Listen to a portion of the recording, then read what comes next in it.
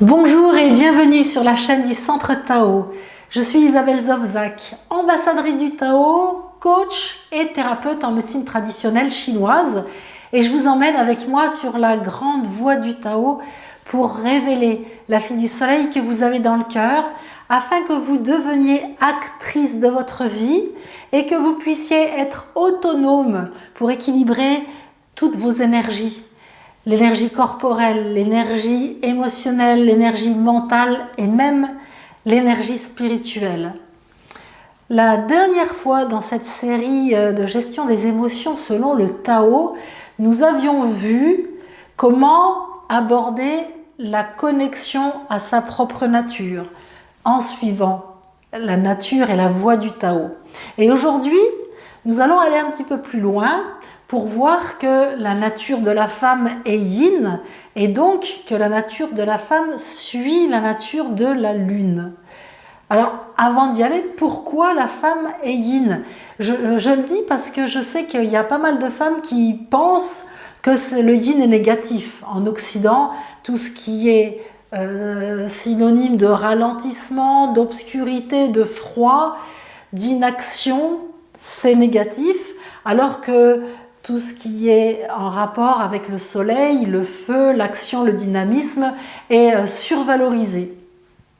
Pourtant, pour les taoïstes, il n'y a aucune domination ni du yin sur le yang, ni du yang sur le yin. Le yin et le yang sont deux formes jumelles et complémentaires.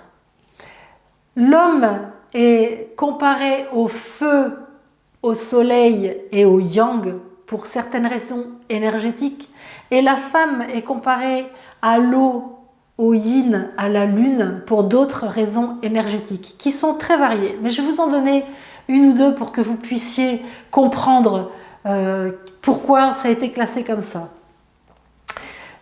Donc déjà, le yin et le yang sont toujours en opposition, tout simplement parce que tout dans notre monde manifesté est en opposition, comme le bien et le mal. Tout ce qui est intériorisé est yin et tout ce qui est extériorisé est yang. La femme, son sexe, il est à l'intérieur, donc elle est yin. Et l'homme, son sexe est à l'extérieur, donc il est yang. Voilà déjà une classification fort simple. Je vais vous en donner une autre.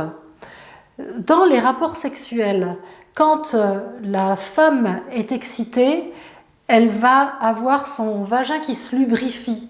C'est de l'eau, donc elle est yin. Par contre, l'homme, pendant l'acte sexuel, quand il va être excité, il va être en érection. Ça, c'est le feu, l'énergie qui va venir dans son sexe. C'est pour ça qu'on dit qu'il est yang. Et c'est tout. C'est par rapport à ces comparaisons avec la nature. Alors il y en a d'autres, mais ce serait beaucoup trop long. Je vous en donnerai régulièrement parce que je trouve ça formidable de comprendre cette classification, ce qui fait qu'il y a une meilleure acceptation des femmes pour être dans ce cycle plutôt yin de la lune. Alors, bien sûr, le cycle lunaire est de 28 jours et le cycle de la femme est a priori de 28 jours. Il y en a pour qui c'est 26-27, d'autres pour qui c'est 30-32. Mais à la base, le cycle féminin, il est basé sur celui de la lune, de 28 jours. Donc, c'est normal que les taoïstes nous aient classifiés en tant que yin, en tant que femme lune. En tout cas, par exemple, pour voir, même si on a des cycles plus courts, un peu plus longs que les 28 jours de la lune, la grossesse, elle dure à partir du premier jour de nos dernières règles jusqu'à l'accouchement. La grossesse, elle dure 280 jours, c'est-à-dire 10 mois lunaires. Et pour les taoïstes et la médecine chinoise, la grossesse, c'est 10 mois, c'est pas 9 mois. Mais en Occident, la grossesse, elle est comptée à partir du premier jour de la conception, et ça fait 266 jours, hein, c'est 14 jours après la date de nos règles, du premier jour des règles. D'accord? Donc entre la date du premier jour des règles et l'ovulation, normalement il se passe 14 jours. Donc en Occident, on enlève ces 14 jours et la durée de la grossesse est de 266 jours, et ce qui correspond à 9 mois de notre calendrier grégorien. C'est ce qui fait la différence. Mais la médecine chinoise et les taoïstes restent toujours respectueux de la nature et de la nature humaine par rapport à la nature du Tao. C'est la base du Tao. Donc c'est aussi en ça que la femme est classée comme étant yin, lunaire. C'est beau. Quand on a cette conscience-là, on se rend compte à quel point c'est beau. C'est pas négatif du tout. C'est formidable. Cette complétude du yin et du yang, notre complétude féminine avec la masculinité. C'est beau, c'est la lune et c'est le soleil, et nous sommes des femmes lunes. Alors, pendant notre cycle, nous avons aussi tout intérêt à respecter notre nature lunaire pour être plus épanouis, plus en accord avec nous-mêmes, et donc connectés à notre nature de femme, notre nature yin, notre nature de lune. Alors, il y aura 4 phases dans les 28 jours, comme les saisons. La première phase, ça va être celle du printemps, évidemment, et elle se calcule à partir du 7e jour de notre cycle. Alors, c'est à partir du 7e jour en Occident. Parce qu'en Occident, on calcule les cycles. Le premier jour, c'est le premier jour des règles. Alors, c'est une question pratique, parce que comme ça, on s'en souvient. Hein. Par contre, pour les taoïstes et la médecine chinoise, le premier jour du cycle, c'est le 7e jour pour nous. C'est au printemps. C'est-à-dire qu'à la fin de nos règles, donc à partir du 7e jour du cycle, selon l'Occident, vous me suivez, on va entamer notre phase de printemps. Cette phase-là, c'est une phase où l'énergie de la femme va se mettre en mouvement et va monter. C'est sûr, puisque ça prépare l'ovulation. Donc, c'est une phase où on est en plein projet, en pleine créativité. C'est vraiment dans cette période de notre cycle qu'on peut prévoir des choses, que ce soit au niveau de notre travail, au niveau de la famille, un déménagement, le projet de repeindre sa cuisine, de faire des nouvelles recettes. Ça peut prendre plein de formes. Et en tout cas, au niveau du travail, c'est important de le prendre en compte pour savoir que c'est vraiment dans cette période-là qu'on a beaucoup plus intérêt à se mettre sur un nouveau projet dans notre travail. Parce que notre énergie est celle du printemps. Ensuite, notre deuxième phase, ça va être, toujours selon le calendrier occidental des règles des femmes, ça va être du 14e au 21e jour. Ça va être notre été, évidemment, c'est l'ovulation, c'est notre rayonnement, c'est là où notre énergie est le plus yang. Il faut beaucoup de yang pour créer un ovule. Donc ce yang-là, on peut en profiter à toc. On est vraiment dans une période, déjà où souvent on a plus envie de faire l'amour, parce que ça correspond à cette énergie yang, mais c'est également une époque où on est beaucoup plus active, beaucoup plus dans la relation, la communication. Donc on peut le faire par rapport à notre couple, évidemment, mais l'utiliser dans notre travail également, parce que si on est plus dans la communication, on peut mener à bien et mettre en œuvre beaucoup de nos projets. La mise en œuvre, elle passe par la communication de notre projet et par l'échange. Donc l'idéal, c'est de faire ça entre le 14e et le 21e jour de notre cycle.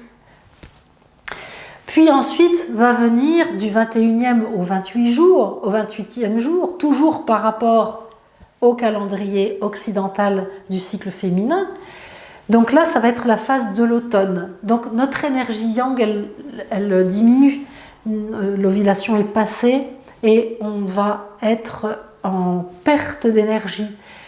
C'est donc pas une bonne période justement pour mettre en œuvre nos projets, pour être plus dans la communication. On va être dans une phase beaucoup plus calme, beaucoup plus méditative et plus en repli sur soi.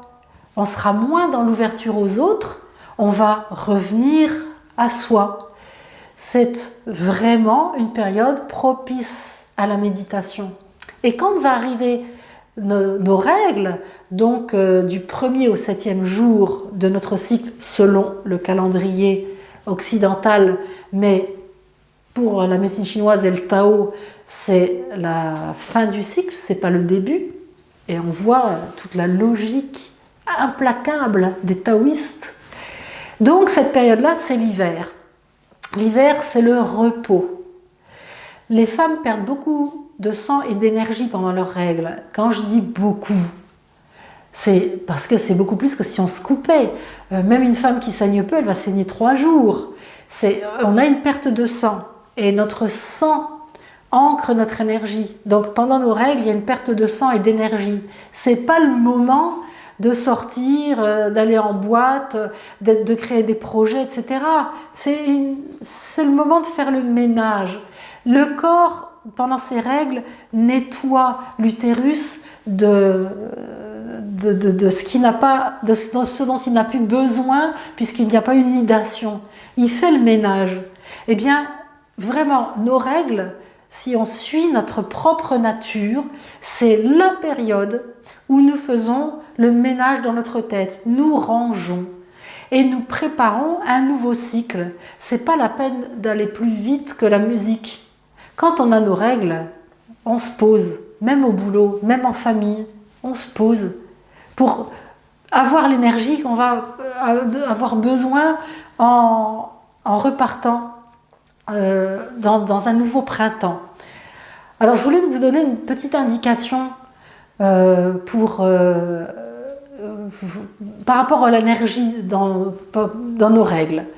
Si on a mal au dos, si on a tendance à avoir de l'herpès, à être fatigué, à avoir des maux de tête avant nos règles et pendant nos règles, eh bien c'est encore une plus grande perte d'énergie qu'on va faire. Ce sont vraiment des signes qu'on aura une grande perte d'énergie. Là, il faut vraiment absolument s'écouter, se connecter à soi et se mettre au chaud avec une bouillotte sur le ventre, très important pour aider à se recharger en énergie, et boire des boissons avec du gingembre, des choses réconfortantes, manger des noix. Alors que si on a une congestion dans le ventre, on sent que c'est congestionné dans notre ventre, qu'on a une congestion dans l'utérus, qu'on a les seins gonflés et douloureux, et bien là, c'est signe qu'on a de l'énergie, qu'on n'en perd pas beaucoup, parce que notre énergie, elle reste à l'intérieur de nous, puis elle a tendance même à se bloquer. Donc, on a plus intérêt dans ce cadre-là à faire des respirations, à faire circuler notre énergie. Ce sont 2 indications en fonction de notre énergie, simplement pour que vous appreniez à vous connecter à votre corps et au message qu'il vous envoie. Parce que notre corps de femme nous écrit des lettres tous les mois en fonction de différents signes. Alors avant d'aller un petit peu plus loin dans ces signes et ces codes, je voudrais vous faire un petit cadeau. C'est un bonus, c'est un charme à faire à la pleine lune. Alors, tous les charmes qu'on peut faire à la pleine lune, donc c'est un charme de sorcière, mais un charme de gentille sorcière évidemment, et je vais vous donner un charme de sorcière pour être plus dans l'amour de soi et de son corps. Ça vaut le coup, hein. Alors, oui, je voulais vous le dire, il faut le faire à la pleine lune, parce que la pleine lune, c'est vraiment là où on peut le plus bénéficier de notre énergie yin féminine. C'est vraiment pendant cette énergie de la pleine lune. Donc, un soir de pleine lune, il vous faut de l'eau de rose et de l'estragon. Vous pouvez même rajouter une bougie rose, ce sera encore mieux. Alors, le soir de pleine lune, et un miroir. De l'eau de rose, de l'estragon, une bougie rose et un miroir. Un soir de pleine lune, vous pouvez aller dans le jardin, s'il fait beau, que vous mettez le miroir dans le jardin et que on ne dira pas que vous êtes folle. Et puis maintenant, si vous êtes vraiment bien dans votre peau et dans vos émotions, vous pourrez aller à poil dans votre jardin et votre miroir un soir de pleine lune, bien sûr en été. Si on vous voit, si quelqu'un vous le demande, vous pouvez expliquer tout simplement, je vais faire un charme pour l'amour de moi et de mon corps, donc je vais le faire dans mon jardin, en pleine lune, face à mon miroir. vous allumez la bougie dans votre salle de bain ou dans votre jardin. Vous mettez, mettez des feuilles d'estragon dans de l'eau de rose et vous vous mettez nu devant votre miroir. Vous respirez, vous prenez conscience du fait que vous faites partie de l'univers et du Tao, que le Tao vous fait cadeau de cette vie, que vous êtes dans la gratitude, dans l'amour de vous, de votre corps, de vos pensées, de votre conscience, et que vous allez apporter encore plus d'amour à votre corps. Et vous allez apporter de l'amour aux parties de vous que vous aimez le moins. Je vais prendre un exemple au hasard, je vais dire les fesses. Alors si vous n'aimez pas vos fesses, il est grand temps de les aimer. Donc vous prenez de l'eau de rose baignée d'estragon et vous l'appliquez sur vos fesses. Et ensuite, alors vous pouvez aussi regarder vos fesses dans le miroir, vous vous tournez, et ensuite vous allez parler à vos fesses, vous allez dire oh, « Mes fesses, je vous aime parce que vous êtes rebondies et pleines de fossettes comme les joues d'un bébé, comme les fesses d'un bébé, et vous êtes mes fesses à moi et je vous aime et je vous remercie d'être deux. » Et puis après, par exemple, toujours au hasard, nous allons voir les seins. Oh, mes seins. Alors on met de l'eau de rose avec de l'estragon, on se badigeonne les seins, on en profite pour se masser les seins, comme le Tao vous y invite. Et en vous massant les seins, vous regardez dans le miroir, toujours sous la pleine lune, et vous remerciez vos seins. Vous remerciez vos seins d'être là, comme la preuve éblouissante de votre féminité. Et vous les remerciez d'être une femme et d'être connecté à votre amour de femme. Et vous vous remerciez et vous vous aimez. Et de faire ce charme sous la pleine lune va faire grandir en vous, votre amour de votre féminité et votre amour de votre corps. Donc c'est un très grand charme à faire. Je vous disais que notre corps nous envoie des messages tous les mois car nous avons la chance d'être une femme. Et ces messages, la plupart des femmes ne savent plus les décoder, ne savent plus les interpréter. Et les femmes d'aujourd'hui n'ont des fois même plus beaucoup de règles parce qu'elles ont des hormones. Elles se coupent de leur nature de femme en avalant des hormones de synthèse, en ne sachant même pas de combien de jours est leur cycle, en râlant qu'elles ont des règles. Tout ça nous coupe de notre nature féminine. Alors, quand on veut avancer sur la voie du Tao, quand on veut se connecter à sa nature, à sa propre nature, nier sa nature de femme, sa nature féminine, sa nature yin, sa nature de femme lune, c'est la plus grosse des erreurs. C'est énorme. Alors, pour vraiment vous connecter à votre propre nature, je vous invite à aller voir le descriptif de la formation que je vous propose et puis éventuellement d'aller dans cette formation. Ce sera à vous de voir en fonction de votre intuition féminine. Mais cette formation que je vous ai préparée, c'est vraiment une formation qui explique les cycles de la femme selon l'énergie, selon le Tao, qui explique tous les messages que le corps envoie chaque mois en fonction de la durée des cycles. Un cycle court, qu'est-ce que ça veut dire? Un cycle long, qu'est-ce que ça veut dire? Mon corps est dans quel état? Des cycles irréguliers. Si je saigne beaucoup, si je saigne très peu, si mon sang est rouge, si mon sang est foncé, qu'est-ce que ça veut dire tout ça? Quels sont les messages codés qui sont derrière mes cycles et mes règles? Comment ça se fait qu'en tant que femme, je ne sache même pas décoder ces signes-là et rééquilibrer mon corps, mes énergies, mon être par rapport à ces messages que mon corps envoie? Il y a des femmes qui le savaient dans le temps, mais c'était des sorcières, des chamanes. Mais j'allais dire 99,99% des femmes ne le savent pas aujourd'hui. C'est peut-être encore plus. Alors moi, je vous ai préparé une formation pour vous réapprendre tout ça, pour que vous puissiez le savoir pour vous, que vous redeveniez une femme sorcière, une femme chamane qui sait ce que son corps a comme message, qui sait tout ce que ça veut dire. Et non seulement vous pourrez vous rééquilibrer vous, mais vous pourrez soigner d'autres femmes, leur expliquer ce qui ne va pas, leur donner les solutions, parce que je vous explique, mais je vous donne les solutions pour vous rééquilibrer dans cette formation. Alors, s'il y a bien une façon extrêmement puissante de vous connecter à vous et à votre nature, bon sang, c'est bien celle-là, et je dis bon sang par rapport au sang des femmes. Alors, vous pouvez aller voir le descriptif de ce que je vous propose en cliquant sur le lien qui s'affichera en bas, mais aussi en cliquant sur le template qui s'affiche à côté de moi à la fin de la vidéo. Et avant cette fin de vidéo, vous pourrez cliquer. Je voulais vous demander de partager cette vidéo pour que les femmes reprennent ce savoir, le réintègrent, puissent vraiment se reconnecter à leur nature de femme.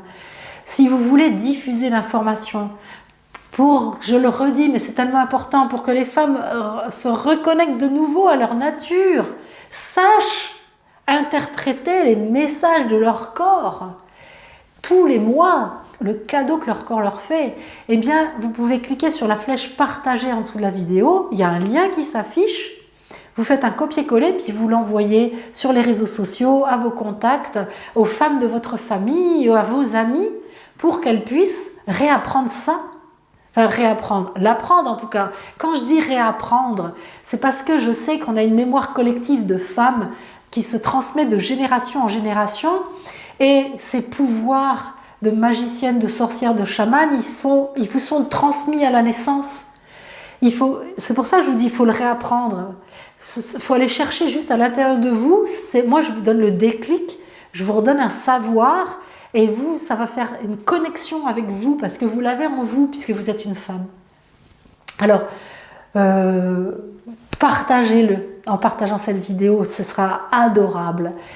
Et puis, vous pouvez donc télécharger le descriptif en cliquant sur le template qui s'affiche à côté de moi à la fin de la vidéo, ou alors, plus bas, je vous mets le lien d'accès plus bas sous la vidéo. Si vous ne voyez pas le lien d'accès et que ça ne marche pas en cliquant sur le template, cliquez sur une petite flèche grise en bas et à droite de votre écran sous la vidéo et le lien apparaîtra.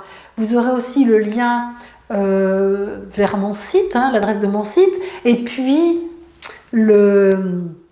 l'adresse de ma page Facebook pour pouvoir liker ma page Facebook et puis avoir accès au quotidien à des phrases de méditation pour travailler votre énergie du cœur et élever votre conscience.